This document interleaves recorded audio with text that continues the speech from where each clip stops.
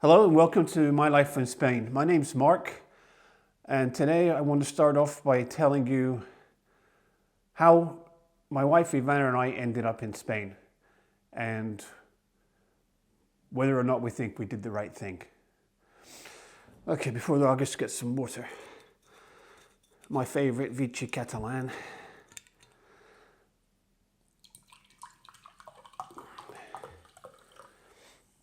Okay, in 2009, after the financial crash,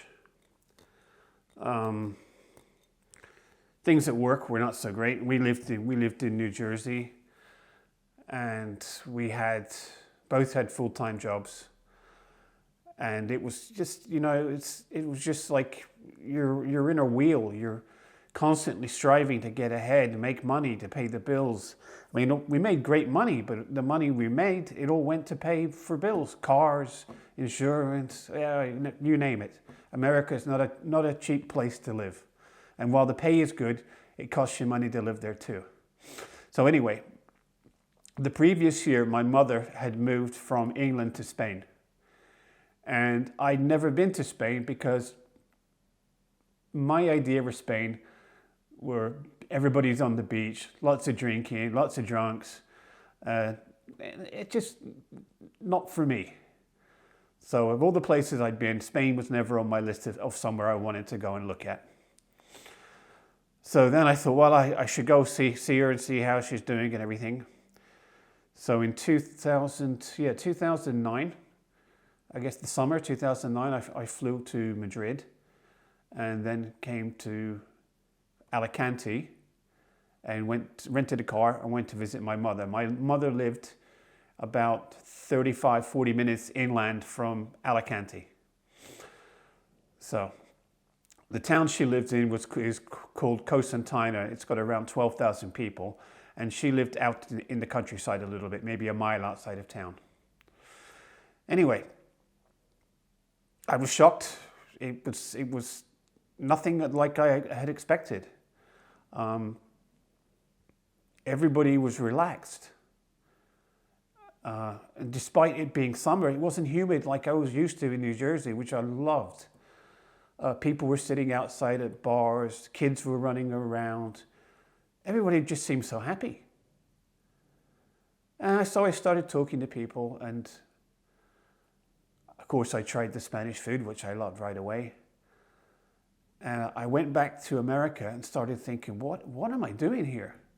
Why am I just striving all the time to pay bills? What if I lose my job? I lose my health insurance. It was stress all the time. So I spoke with my wife Ivana and said, listen, why don't you go check out Spain and see what you think about it? And then we'll talk when you come back. So she came here and she liked it. Came back and I said, well, would you like to move there? Should we move there? I said, it'll be closer to your family. Your family lives in Slovakia, which is in Europe. She has your Slovak passport and American passport, so she can live anywhere in the European Union. And at the time, I have a British and American passport. I still do. But at the time, Britain was still in the European Union. So I could live and work in Spain without any problem. So we said, okay, yeah, well, all right, let's do it. What are we going to do? We need money. How are we going to make any money? So I came out with the brilliant idea, at the time I thought brilliant idea, of buying a bar.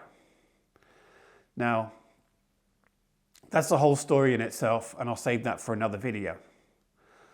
So we moved here in 2008 from New Jersey. We shipped all our belongings in a container, which I'll talk about in another video as well. And we flew from Newark to Barcelona with 2 dogs. That's another video. I'll talk about how you go about bringing your pets from America to Europe and what you need to do. It's quite complicated. Anyway, so now we're here. We need somewhere to live. I'd already come over 3 months before we made the final move and got an apartment, which at the time was $400 a month plus utilities. And that was in 2010, because we moved here on March 10th, 2010. So we bought a bar. We had money. We made money from the bar. We had enough to pay our rent. And it still took a while to get used to living in Spain.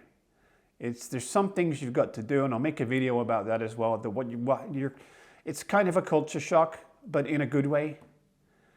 And we'll talk more about the things that you're going to find. They might irritate you. At first, I got irritated a lot because I was so used to the fast pace of life. I didn't want to wait for anything. And you've heard the expression here, mañana, and tomorrow. Well, it could be. If somebody says, oh, I'll come Monday. Which Monday? This Monday coming up or one in 3 weeks from now? So you never know. But you have to get used to it. And it takes time. You go in a greengrocer. I'm thinking, why is there a bench in here? It's only a tiny little greengrocer. And there's a bench because the customers are chatting with the store owner for 30 minutes while you're waiting. It's just something you've got to get used to. Anyway, back to things. Everything was good. There were 2 times of the year we made a lot of money in the bar, during the Moors and Christians fiesta and in the Feria de Tots Sants in November, which I will film both of those for you in future videos. And then out of the blue one day, a woman came into the bar and said, do you want to sell it? So I wasn't there. Ivana phoned me at home and said, there's a lady here who wants to buy the bar. She said, apparently when we bought the bar, the real estate office that had it on their books never took it down. So as far as they were concerned, it was still for sale. It turns out the woman that bought the bar from us, because I said, yes, sell it. Had been made redundant, and she had a pile of money and didn't know what to do with it. And she needed to keep busy, and her family had a bar in the past. So she knew about running a bar. And she wanted to buy it. So we sold it to her. Then we decided we wanted not to live in Constantina because it was too small. 12,000 people is quite a small town. And if you ever need anything done here, you had to go to the larger city, which was Alcoy. Alcoy has 60-something thousand people. It's also where the hospital is. If you're sick, you need to see a specialist, you've got to go to Alcoy. You need to do any paperwork, you've got to go to Alcoy. So, but the killer thing for me was one of the customers in the bar, an English guy that we used to call Farmer John. He lived out in the Campo, way out there somewhere, and he'd had a heart attack, and he nearly died because the ambulances couldn't find where he lives. See, in the Campo here, they don't really mark the roads very well, and people stick Casa Caroline or Casa Azul, and they give their houses names. But there's no streets. Like where I live now in the city, I live on Calle Teresa and number 5, and it's easy to find. So John said to me, he says, I'm thinking of moving to Alcoy. He says, because I'm afraid if I have another heart attack, I'll be dead. So I said, well, where do you want to live in Alcoy? He said, I want to live in Zona Norte because it's flat, and I want to be somewhere close to the hospital. So I thought about this, and I said, you know what? That's probably a smart idea.